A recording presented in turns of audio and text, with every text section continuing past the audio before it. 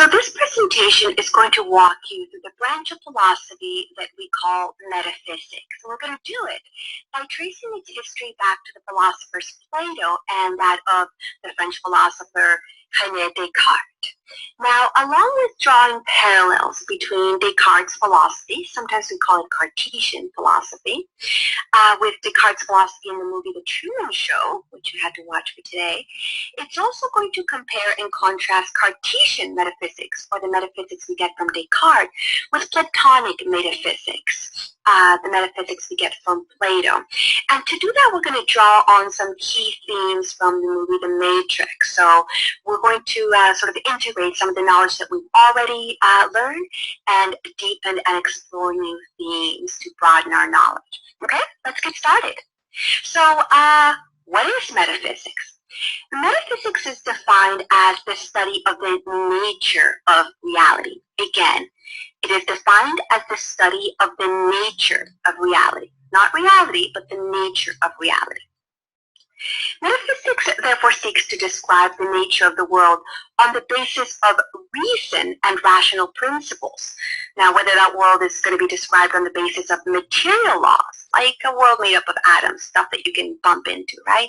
Or non-material principles, like the enchanted world that a Buddhist might describe, the animated or vivifying life force that is said on the Buddhist account to inhabit a tree or all living things, right? That's non-material. That's of little importance. You still give a metaphysical account of what makes reality what it is.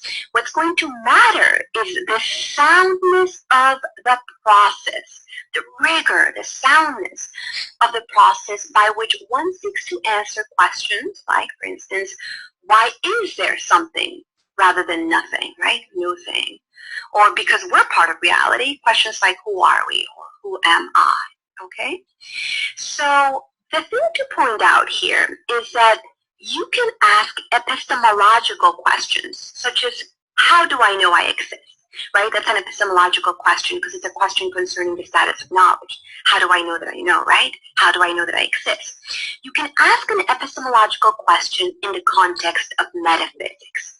You don't have to divorce them. We exist in a world, right? We exist however we describe it, whether it's a Buddhist world, an enchanted world, whether it is a materialist world, the world of the physicist. We exist in a world. So the question, how do I know I exist, sort of presupposes, right, a certain view of what counts as existing. It's built into the question because it sort of builds in this notion that we exist in a particular way, in a particular world, a material world, a Buddhist world, anything. So on this account, metaphysics is going to seek to give us a story, an account of that particularity, right? What kind of world we exist in to begin with. So you don't have to separate these two fields, metaphysics and epistemology. Think of it this way, they're both branches, right, in their own ways, but they connect to the trunk of the same tree. They're all branches, but of the same tree. That's why we can ask, as Descartes is going to do, questions about whether or not, how do we know that we exist? But we're going to introduce it in the larger context of metaphysics or the nature of reality.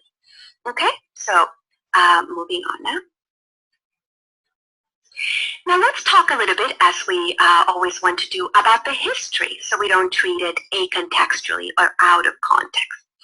So it's important to note that metaphysics, in the way that we just defined it, originated in ancient Greece. And when we talk about ancient Greece, we're really talking about the Peloponnesian region or the Peloponnesus.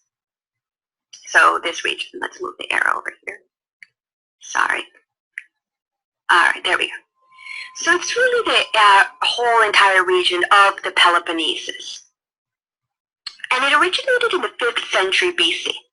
Now, in fact, this term first was used in ancient Greece by Aristotle, who, as we all know, was Plato's student. And the way that the term has come down to us was by was a way in which Aristotle introduced it by first writing the book that he called the Physics. Physics here just means concerning the physical world. As we'll see, Aristotle is seen as the father of like modern science. for science in general. So Aristotle first wrote his physics, and then he wrote his next book, the Metaphysics, or really originally just meant after, the book that comes after the physics. And so metaphysics came to be understood as that which goes beyond the physical world. So that's why when we talk about it being a Western or Western metaphysics, we trace it back to the ancient Greeks. Aristotle actually coined the term. Now, over 2,000 years later, in the early 17th century, René Descartes is going to revolutionize metaphysics by formalizing metaphysics through a method, right, an actual account. We're going to call it Cartesian skepticism or radical doubt. And he's going to use this method to answer questions about the nature of reality. So think of it this way. Think of it in terms of the difference of people asking scientific questions about what it is that makes a substance the kind of thing that it is, studying it and looking up at the stars as an astronomer might do, and wondering about the nature of the universe, and then actually formulating a method by which we arrive at actual claims or truths about the nature of the stars. In that sense, astrology, once it has a particular method to arrive at truths, will become astronomy, a formalized science. And then in many ways, although the Greeks started it, the ancient Greeks, what Descartes does is he formalizes metaphysics into a science, okay? Now, the thing to draw out here is that what's cool about going into the history is that before the 5th century BC, as we're going to see in just a moment, there actually was very little need to even consider the metaphysical question of what is the nature of reality. Let me say that again. Before the 5th century, there was little need to even consider or pose the very question of the nature of reality. What is the real? A question that comes up, for instance, again and again in the Matrix, right? So what we have going here at the moment here is a thesis of sorts, right? That the metaphysical worldview that came to define the Western understanding of the nature of reality, it's not a universal one, right? Universal here meaning true for all people in all places at all times in history, but rather one that developed as such. It's not transcendental. It didn't always exist. That is to say, this Western metaphysical view arose in this time and place. When? 5th century BC. What place? Ancient Greece, Peloponnesian region. Why? Well, because of some historical factors. So this Western metaphysical worldview arose in this time, in this place, due to several historical factors that allowed this question, what is real, to emerge in culture as a meaningful question, right? As a kind of question that we look at and say, oh yeah, what is the nature of reality? We just take it for granted that that's a question to begin with. So let's go ahead now and turn and look at some of these historical factors, okay? Now, the question of the real. In Western culture, which we trace back to ancient Greece, the question of what is real coincided with two. How many?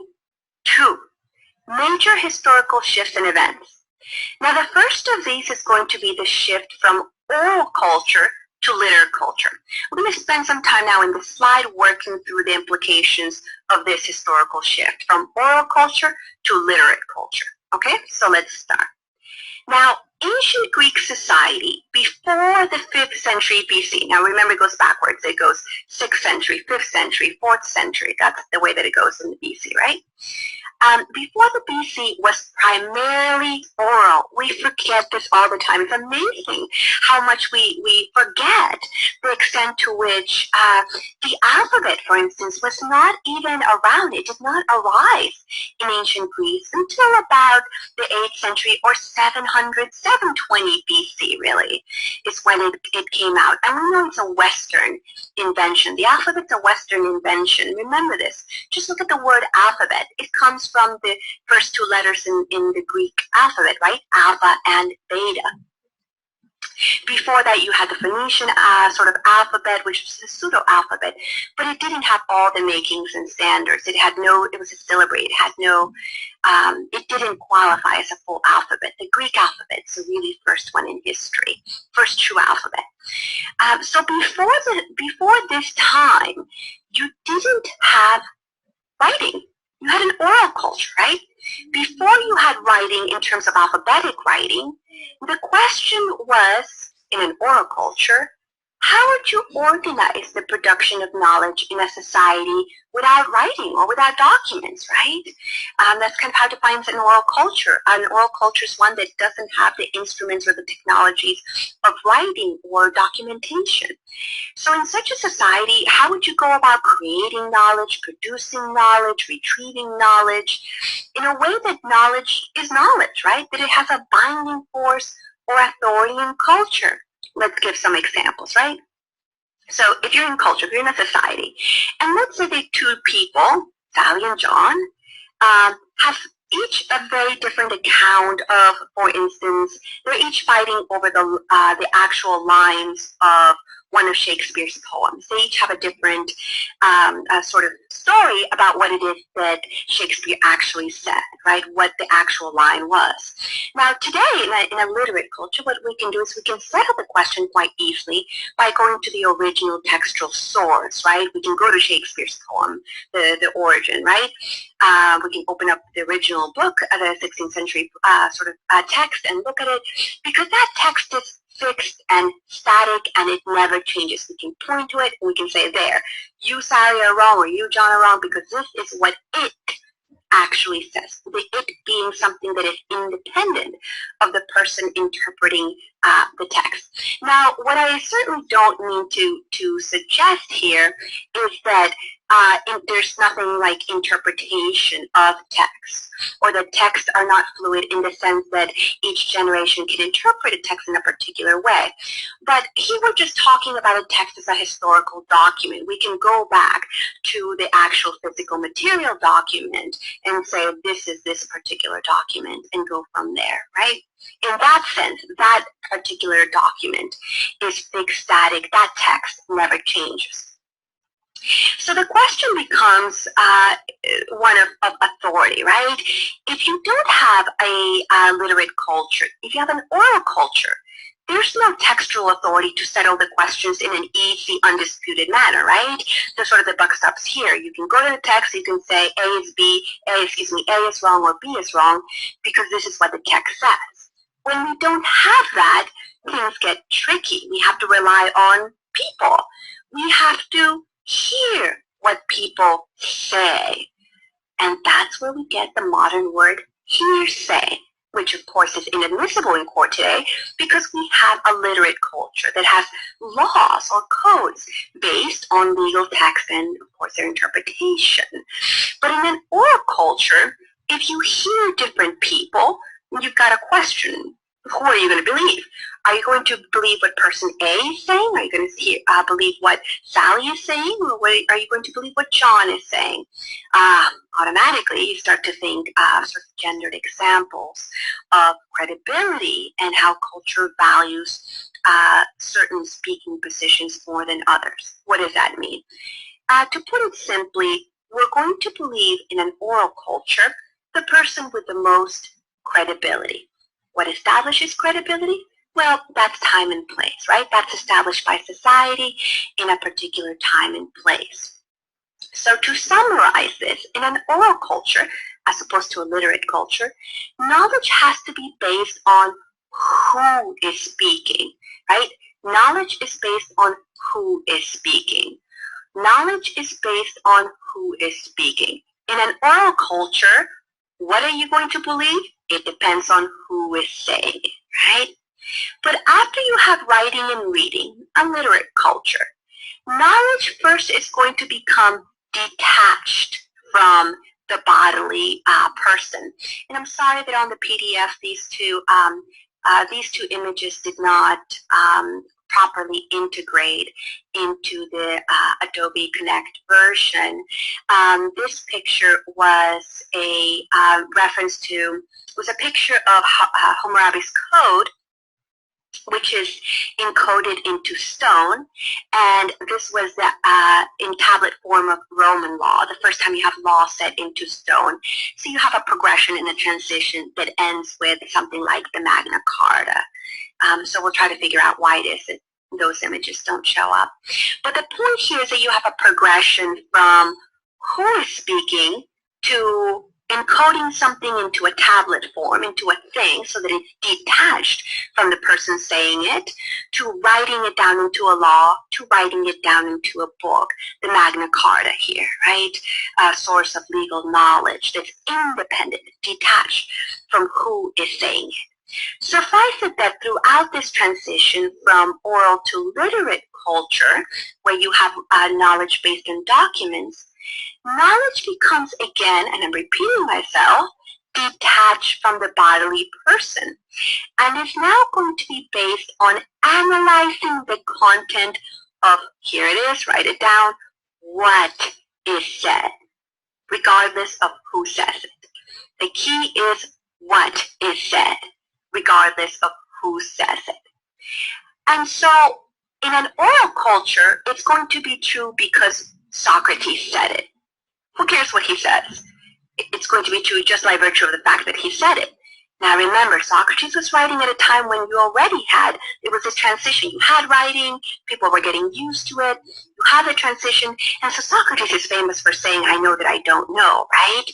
Because what he's actually saying is, the unexamined life is not worth living. What do you have to examine? Life. Is that a person? Is that a thing? No. It matters little who is saying it. You have to examine something that is independent of the person saying it. Forget who said it. You must examine something independent of the person who said it. Again, you analyze the content, a thing that is separate and detached from who said it, regardless of who said it. And you're going to need that in order to focus on the metaphysical question of what is real, what is actually there. How so? Well, we need one more step to get there. We're going to need, for example, the question of the real in terms of one more historical factor. Okay, so if the shift from oral to written culture was the sort of precondition for the question of metaphysics, what is the nature of reality, to emerge in the West, then the catalyst, the thing that actually sets it going, gets it started, a spark that sets the fire ablaze, right? For pushing the question of what is real to emerge when it did in history was the Peloponnesian War. That's a historical event, okay? So what is the Peloponnesian War? Let me repeat that, by the way, if you didn't catch that. So if the shift from oral culture to written culture was the precondition for the question of metaphysics to emerge in the West, right, when it did, the question of what is real, then the question of when, the catalyst of when it actually arose, that was the Peloponnesian War. Now, what's the Peloponnesian War? Now, the Peloponnesian War was, and many of you sort of know this, but maybe not by name, but it was a war fought between the sort of, they was ever-shifting alliances. They were not static. They were all over the place. So I put in a map to try to show all the different changes in the alliances. But it was a war that was fought between these shifting alliances of the empires of Sparta and Athens. That was called the Delian League, of course. If you know about this, you probably know it through watching or the way that it was popularized in modern films like The 300, which is a very, very sort of cinematic, they play fast and loose with some of the history, but nonetheless, the Peloponnesian Wars is the war that's displayed in the film 300. Now, why did it arise? Well, according to the ancient historian Thucydides, the ancient Greek historian, it arose because there was this sort of growing fear in the Peloponnesian region that Athens was this incredibly growing power on the world stage, and they were really worried about the quickly growing powers of the Athenian Empire. So a league was sort of set up to try to foresee and stem the possible influence of this growing empire. Now, in terms of the timing, it's important to note the dates because it coincides with the beginning. It actually began a few years before Plato's birth, and it continued all the way until the philosopher Plato's mid-20s. So it was the formative event in his life. That's all he knew. If he formed philosophical beliefs, it was in the context of the background of war in his life. As a matter of fact, one of Plato's most famous quotes is, "Only the dead have seen the end of war." Only the dead have seen the end of war. It was an incredibly bloody affair. It was a war like no other, to be sure. We don't fully appreciate it today because war has been popularized as part of modern history and the way that we sort of keep Western history. We forget that during the Peloponnesian War, almost every well-known Athenian statesman, if you were a public servant in Athens, if you're a well-known statesman and you assumed any role in public life in Athenian culture during the war, more likely than not, you perished, you died, right? It was extremely bloody in comparison to, given the population of the time, in terms of comparing it to today. Now, Athenians sort of started to go into culture shock because of the ramifications of the war. They started to lose. And so Athenians began to look at the reasons for why they went into battle. They began to sort of say, how did it get started? To be a little retrospective, right? It's like when you're war weary, you start to look around and look at your leaders and say, are we really winning? Is this ever going to end? You start to poke and prod and want to take elected leaders out of office in a representative or a democratic government, of course. And you start to question as a culture and hold debates about why we're in the conflicts that we are. Do we want to go through this? When is it going to end? And this is what was really happening at the time. Athenians began to sort of look and say, how did we get into this mess? And they began to point at the rhetorical persuasion. In an oral culture, that's all you've got, right? Speeches. Who says it, right? They began to look at rhetorical persuasion that was used by leaders, like the great military speeches of, for instance, Pericles. They began to look at the speeches as what got them into the war in the first place. Because remember that in an oral culture, once again, authority was based on who was speaking. So how did Athenians go to war? Well, it wasn't just because everybody wanted to. You had these rabble-rousing speeches by Pericles, right? He would go up and say, amongst the masses, he would say, youth of Athens, right? These are the calls to glory. These are what it means to be an Athenian. And you got sort of teary-eyed and quickly to battle you went in a sort of enraptured, patriotic sort of fervor. Now, this started to get people thinking that perhaps they were too quick to get enraptured by emotions and by calls to battle. And it is no coincidence that it is this time in history that philosophy, as a rigorous, methodical, critical way of rationally, logically, methodically, piecemeal defending your claims based on evidence, rational evidence, arose in Western history, right? In the aftermath of war, you start to have a method that relies not on emotion or belief or thinking as we do philosophically. That's why I don't get upset, but I try to, people say, well, I think philosophically, or this is what I think something means. And as philosophy professors, we get very frustrated because we want to say that's not at all what philosophy is. The same way that if I were to go around and say a poem and say this is biology, we say no, it's actually very, very methodical. It's an actual field with methods because it arose in the context of a lack of methods for defending one's claims and a reliance on rhetorical persuasion or methods of rhetorical persuasion. Okay, so remember Plato here grew up in the context of the war. And it was a context that was defined not by stability and permanence and a perfect world of peace, but it was defined by chaos, turmoil, uncertainty, and certainly a lot of doubt about the way the culture is going. So because of this, because of these two shifts, right? These two major historical shifts. Number one, the shift from oral culture to literate culture. And number two, the Peloponnesian War. We see that together, these two events signal the shift from a view of the nature of the world. Every time I say nature of the world, you should hear metaphysics. Metaphysics, study of the nature of the world. Metaphysics, study of the nature of the world, where the world here is understood as reality. Study of the nature is reality, okay? So these two events signal the shift from a view of the nature of the world as constantly changing or becoming or always in flux to one that's in a more permanent, stable state of what we just call being. Don't believe me? Let's look at some examples, right? Let's look at the shift in thinking before and after the war. So on the left-hand side here, we have an example from Heraclitus, the 6th century philosopher who did not grow up during the Peloponnesian region. Okay, so here we have an example of Heraclitus.